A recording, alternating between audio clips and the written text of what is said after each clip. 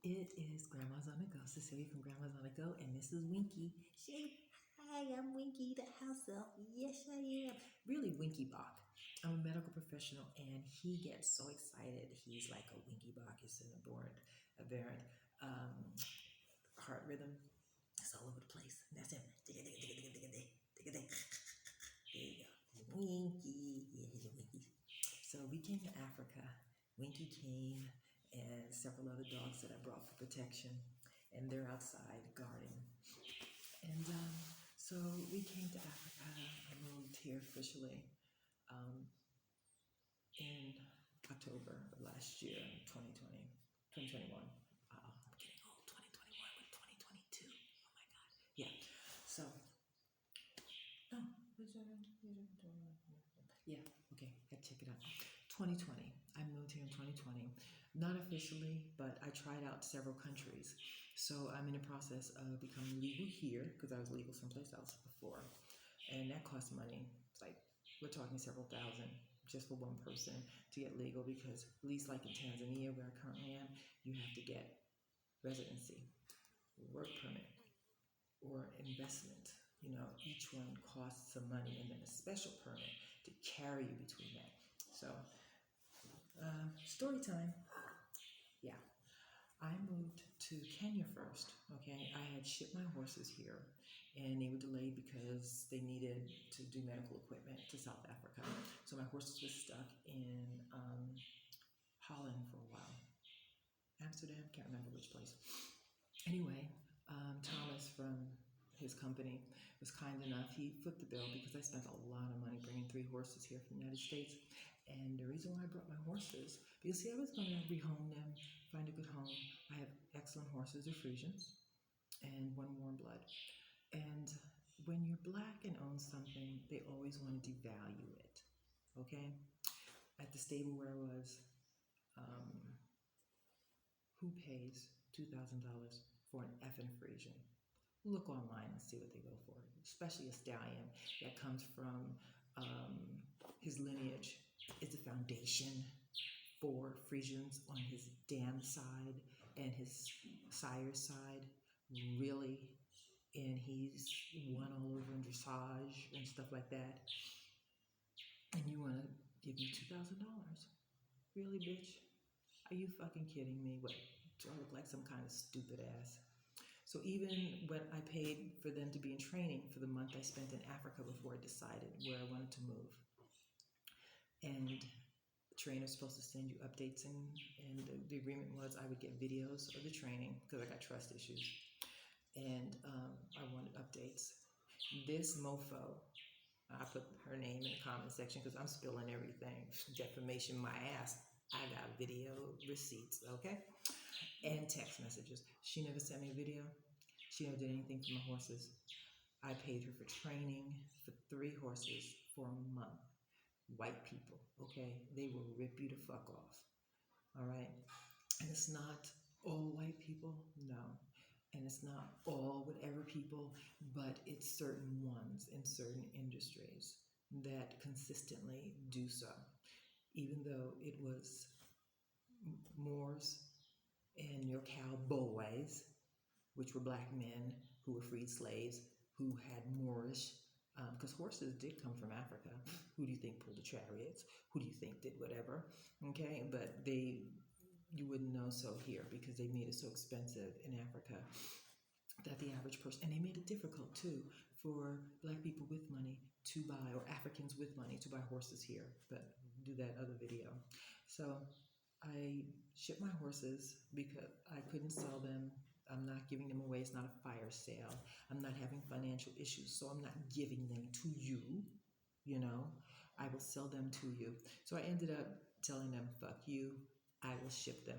And do you know that little heifer had the nerve when they were being picked up after everything I did, getting them ready to be shipped, to still come and offer me $2,000. Oh, I didn't know you were still going. I just want to buy her. Bitch, please, okay? Fuck you and the horse you rode in on, or you wish you rode in on. Yes. Anyway. So here's the thing. So I brought my horses, and they were delayed.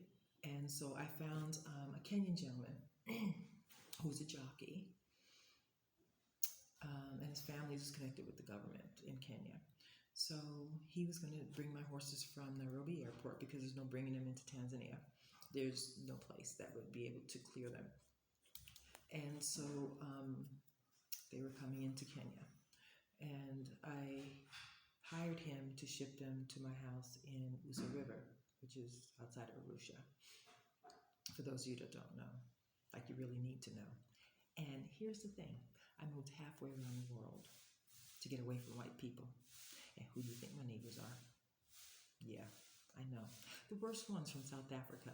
Stories for other days, because I'm going to spill everything, because I'm so tired of these motherfuckers. They get out my way when they see me, okay? Because small town, you know me. And I don't like you as much as you don't like me. I will be nice to you and respectful, but not in a demeaning way to myself, okay?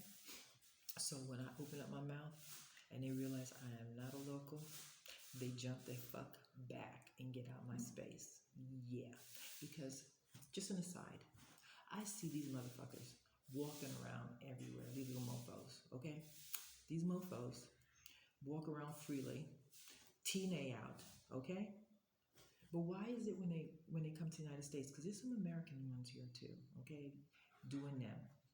Going on safari, hanging out, laughing, talking, kiki, drinking, whatever, sex, whatever floats their boat, okay?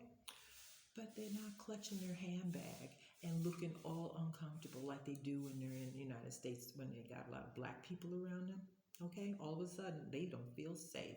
Oh, I shot you because I felt scared for my safety. Oh, yeah, stand your ground crap and the cops and all this stuff. We've seen the videos and we're tired of it, okay? They've even seen the videos here because I get asked about it all by Tanzanians. How violent is the United States? Oh, I'm glad that you're here for your safety. Yeah, the world sees what's going on in the United States, but back to that whole thing. So anyway, I kept my horses in Kenya for a while because there's something called African horse sickness, and they have great vets there.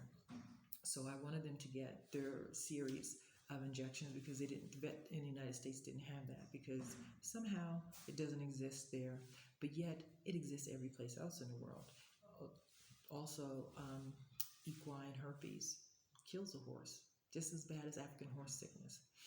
Equine herpes shut down all transport to Europe in and out. Canada would not even accept horses from Europe. Olympics come around with these high dollar, $1 million horses. All of a sudden, there's no more ban on this. Oh, because it is in white countries. Okay, so then that's okay. I got into that with my transporter because he was talking about, oh, well, because of African horse sickness, because I was going to move my horses someplace else, and he's talking about how they'd have to go through quarantine and yada, yada, yada, yada, hooty booty, whatever. Yeah. So I said, well, what about your equine herpes? That's killing everybody. And Canada shut down. It won't take anybody. Silence on the other end. Okay? They always got silence for us. Okay? So anyway, I left my horses there because I am a responsible horse owner, and I know that when you get certain immunizations, you can shed it, like polio. Before they did the inactive one, people were catching polio because the little ones were shedding it from their skin. Okay? And people were catching mild versions of the polio. Look it up, okay?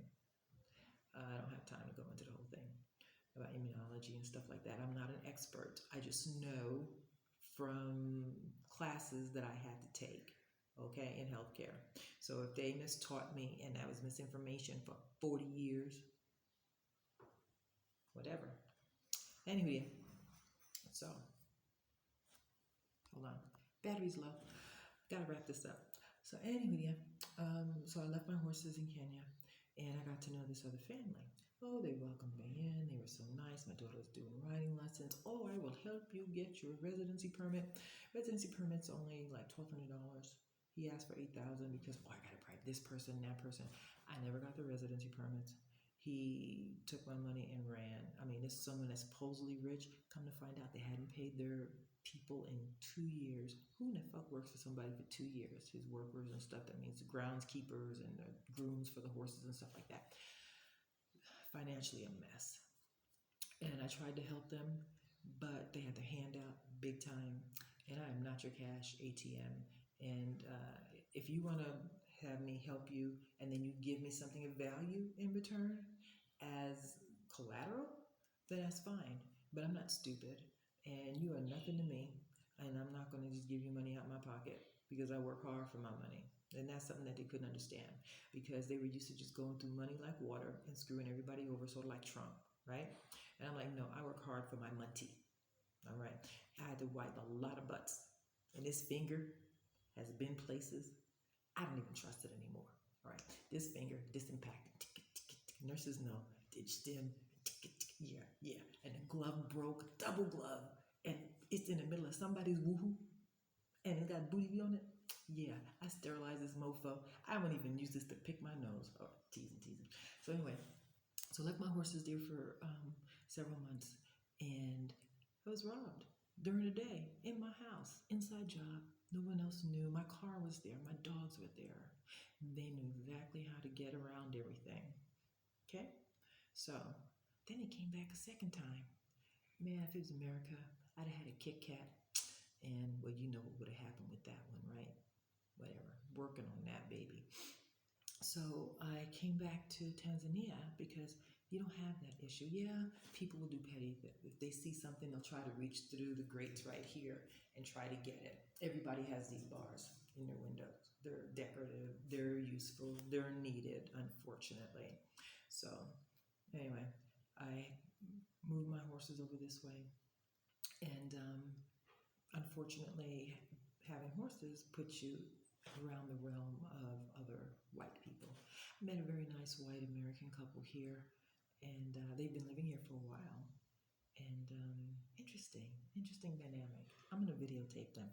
So anyway, um, yeah, I'm gonna show you pictures of Usa River. I'm gonna show you pictures of different areas. I'm going to talk about the expense of Africa and the difference in the prices so that you can make a decision, like how much I spent to ship my dogs. I brought 2 puppies for breeding, and that was my Dobies. And then I brought my anorexic poodle. Who would want my anorexic poodle? I don't even want my anorexic poodle. She has seizures and stuff like that, but couldn't leave her behind. Coconut water helps with the seizures, so she's on coconut water and she eats when she wants to. And then I brought Winky, who's sleeping over there. He's so lazy, but he goes everywhere with me. He's my little rag doll. And what's the other one? Oh, my road dog. Yeah. Anyway, I'll introduce you to her. She had some puppies, and they're beautiful. They're gorgeous, and I don't really want to give them away. They don't treat their animals right here. Not even white people, except the American couple. They do, because in America, they're our babies. But these white people, these white devils that come from South Africa, ooh, child. Better be happy I don't have a gun. They are rude. They are demeaning. They are. They feel like they are entitled.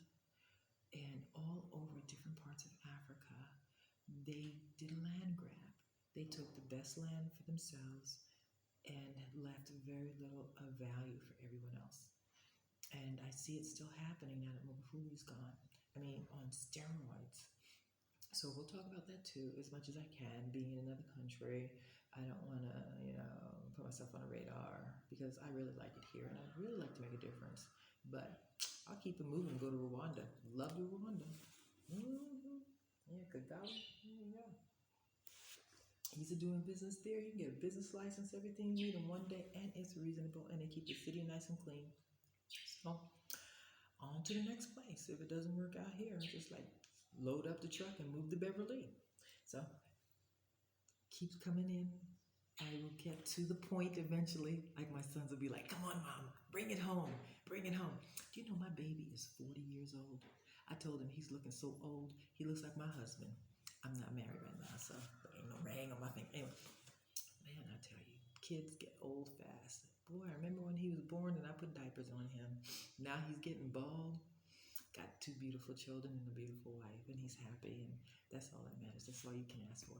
And my baby boy, living in Texas, I survived him. Most of my gray hairs, well, see, I don't even dye my hair, came from him. Girl, see, look, I laid my edges down. See, that got to be glued. I brought me so many vials of that because I get my hot flashes and look, it's still laying my edges down. There you go. Anyway, so looking forward to hearing from you, seeing you guys. Subscribe if you like it. I'm going to start going over the expenses of things here updated in Tanzania. I videotaped interviews with several of the diasporans here and a couple of foreigners that I came across here for safari so that they can give their experiences firsthand as to healthcare, other issues, so that you can make an informed decision. Because I even researched things and came here and stayed a month and went among the different communities. And even I had unhappy surprises about different expenses and things like that on steroids. So I don't want you to step in that same hole, landmine, whatever. This way you can budget accurately and know what your options are. Keep coming back and glad to see you.